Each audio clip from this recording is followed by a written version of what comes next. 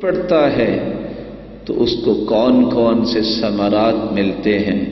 رسول اللہ صلی اللہ علیہ وسلم کا فرمان ہے، اتانی آت من عند ربی، ایک فرشتہ میرے پاس اللہ کی طرف سے آیا اور آ کے اس نے 3 انعامات کا تذکرہ کیا۔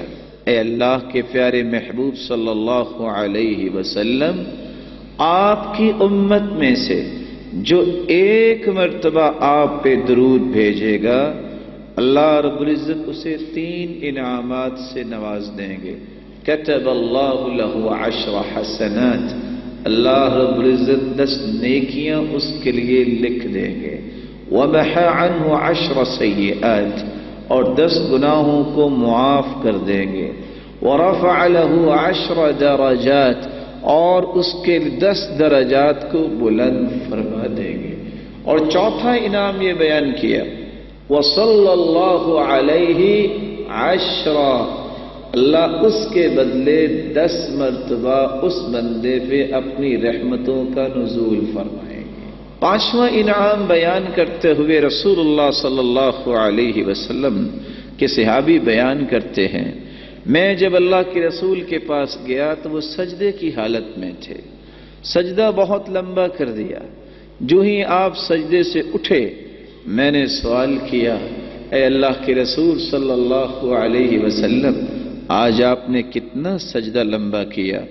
رسول اللہ صلی اللہ علیہ وسلم نے فرمایا، اصل میں میرے پاس جبریل آئے تھے اور جبریل نے آ کے یہ مجھے بتایا تھا کہ آپ کی امت میں سے جب کوئی درود پڑھے گا میں اس کے لیے دعا کروں گا، جو آپ پہ سلام کہے گا میں اس کو سلام کہوں گا۔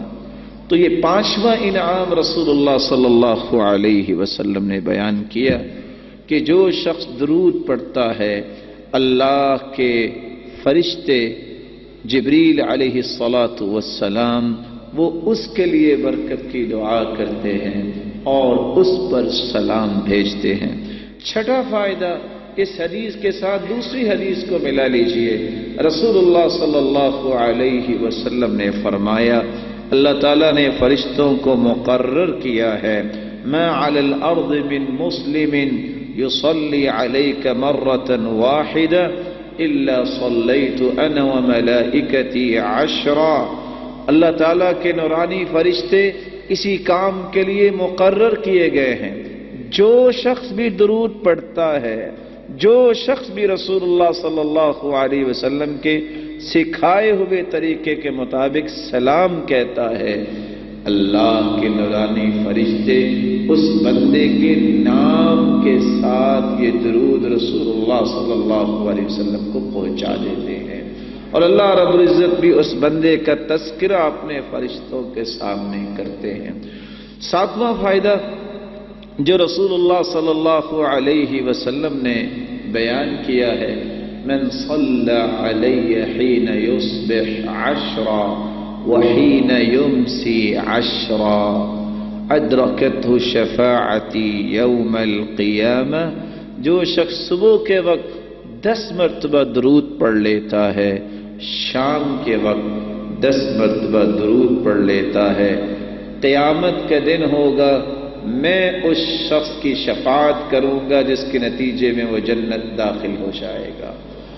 8واں اور 9واں فائدہ جو رسول اللہ صلی اللہ علیہ وسلم نے اپنی زبان اطہر سے بیان کیا ہے، ابی بن کعب رضی اللہ تعالی عنہ روایت کرتے ہیں، میں اللہ کے رسول صلی اللہ علیہ وسلم کے پاس آیا، میں نے سوال کیا، اللہ کے رسول صلی اللہ علیہ وسلم، میں آپ پہ کتنا درود پڑھا کروں؟ میں جب دعا کروں تو کیا ایک ہی سا درود پڑھ لیا کروں؟